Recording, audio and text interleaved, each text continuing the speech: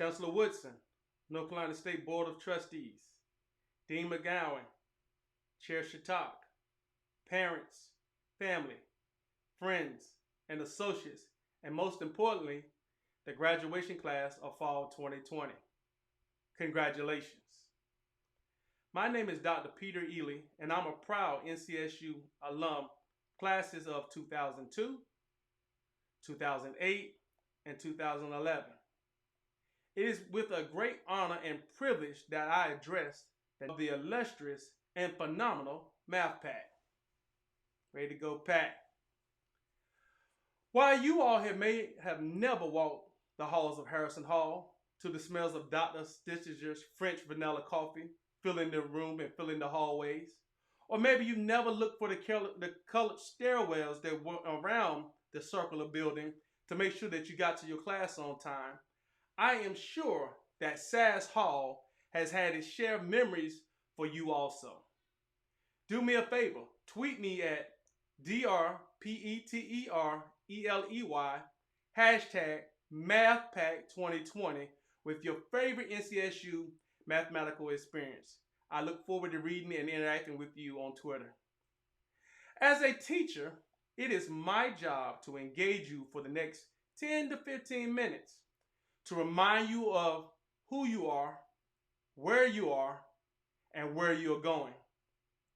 I want to frame my talk or my speech with you and use the same three phrases throughout. Three phrases are content, context, and revelation. Content, context, and revelation.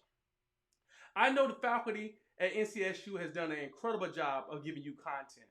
I recall back to the days of some of the classes that I struggled in particular 425, MA 425. Those who know, that's the analysis class, and analysis is but now I've come to learn to appreciate. Then 426, I just remember those long afternoons in Dr. Frankie's class, and he would be sitting back at the board and just be stroking his beard as we are sitting there struggling to try to prove the Cauchy theorem and all this kind of stuff, and use sandwich and all kinds of things that we found ourselves into in those particular courses.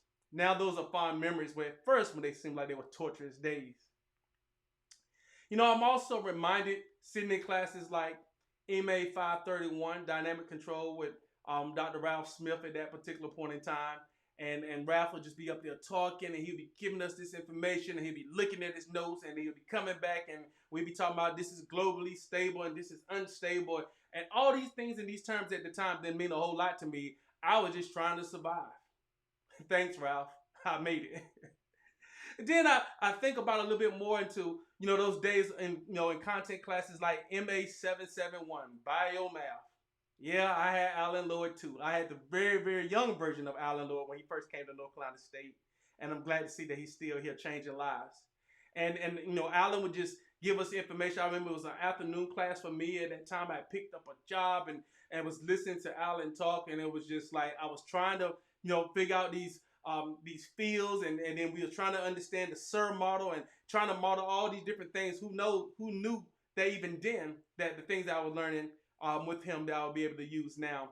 And in that class, just, my struggles to get through the material and persevere were great.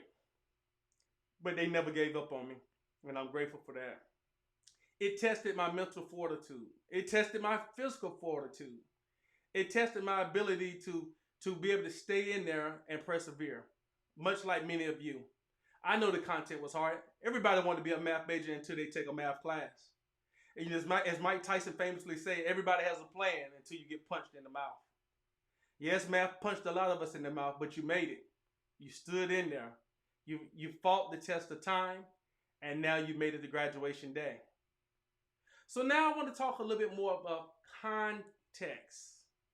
The context that I found myself in when I was coming through the math department started in my second year. My second year, I'll never forget, it was on a Tuesday morning. That September 11, 2001, I was a student there at North Carolina State University. And the reason I remember it so fondly is because that was one of the days that I did what we call recitation. I was a graduate assistant, and I had a class to go to that morning. And my roommate at the time comes into me and tells me, Peter, turn on the TV. There was a plane that hit a building. And by the time I turned on the TV and Mark and I started to watch this TV together, I see a second plane come in. I'm like, and I watched that plane live run into building number 2, the World Trade Center number 2. Not knowing at that point in time that we was about to be in the middle of a war. Not knowing at that time that that one event would change the whole trajectory of my life. It changed my career. It changed my career path. It changed my whole outlook on a number of things. See, at that time, I had a goal that I was going to work for NSA. I took a lot of cryptography classes, and I was working with Dr. Hartwig at that time and Dr. Stissinger, and I was working towards that goal that I one day was going to work at NSA. And I'm not really sure, but I just kind of fell in love with cryptography back at Elizabeth City State University, where I went undergrad, working with Dr. Sengunta. And I took that love to North Carolina State when I came in and got my master's in applied mathematics.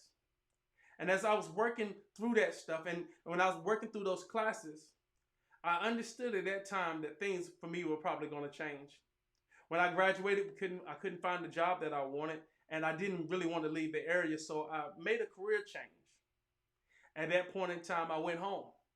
I went home to Henderson, North Carolina, to teach middle school to a bunch of middle school students. It was in that middle school that my life changed. It's in that middle school that I decided that I wanted to be a lifelong learner and educator. It was in that middle school that those kids taught me as much as I thought I was teaching them.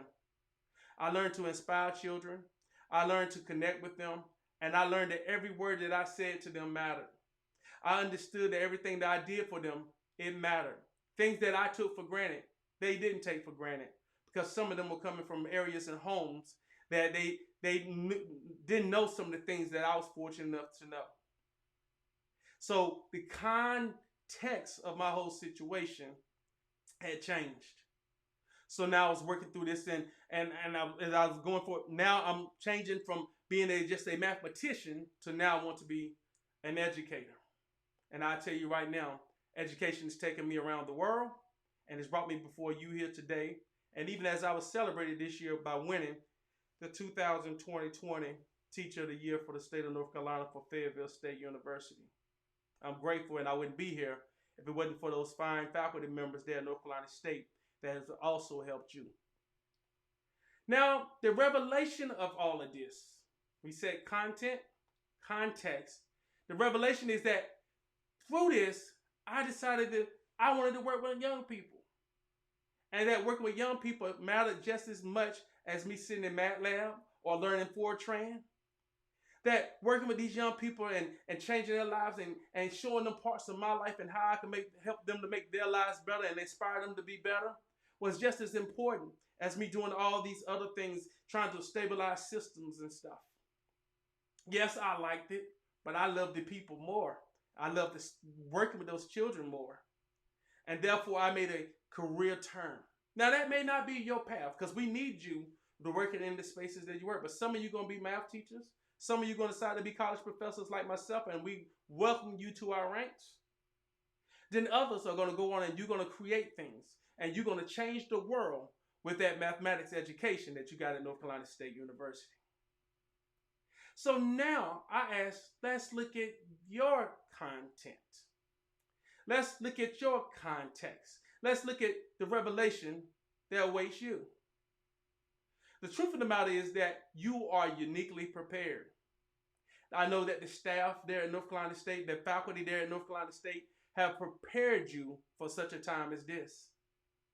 You know, you've taken the classes, you've done the work, and I know some say, well, you know, even to a certain extent that you've learned it maybe even better than some of us because you now had to go home and learn from the internet and you work through online classes, which I had not the likes of, and I salute you with both hands that say that if you were learning that stuff, you know, sitting at home watching YouTube and all the other resources that the teachers were able to give you to help you through that time.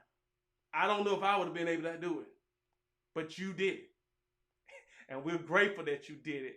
And for again, we say bravo. So now let's look at the context. Your context, much like mine, is now different. We're in a world pandemic. A pandemic which none of us have seen before. As much as we would like to lean on and say that this is what we should do and this is what we shouldn't do, we all leaning on the experts and making our best guess using theory. We are all trying to do the right thing with as much as morally inside of us. But the truth of the matter is, some of you gonna make a different decision, and that decision is gonna change the world. That decision is gonna change your atmosphere. That decision is gonna change the outcome of your family. That decision is gonna change the outcome of this state. I'm grateful for the work that you've done. I'm grateful for the perseverance that you've shown. And I'm also grateful for that which is about to come for you. So today we celebrate in this content and in this context to know that there's something else in store for you as you go forward from this place on today. As you go forward on this place today, do not forget the family and the friends who supported you, the godmothers and the godfathers, the aunts, the uncles, the associates, those who were haters, those who were praisers. They all matter, and they are all part of your family. They are all a part of your space. So on today, I asked you what you want to take from this. Some kind of revelation. Some revelation to say that I'm going to do something better. I'm going to dedicate my life to global causes. That I'm going to dedicate my life to making children, the lives of children around me better. I'm going to dedicate my life to making the people around me better. We all have a choice. We have a choice each and every day of our lives. What choice do you make? What choices are before you right now? Some are just making the choice, do I go to this job versus that job? But somebody else is making life or death choices today. And in their life and death choice, they're choosing, do I take this path or do I take that path or do I take this job versus this job? Whatever job that they decide to take, I'm assured that you're going to make the correct decision. Why? Because you're part of the leader of the pack. You are a leader of the pack. So I'm here to remind you today that you're no longer pups, but you're full-grown wolves.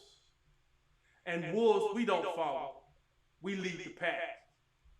So on this end, I would end with this. I would say take care. God's speed be upon you, and you carry out our school's name and motto. Think and do. But let me add one more piece to that you lead the pack. God bless you all. We love you all. Take care. Congratulations. And I look forward to seeing you all do great things soon.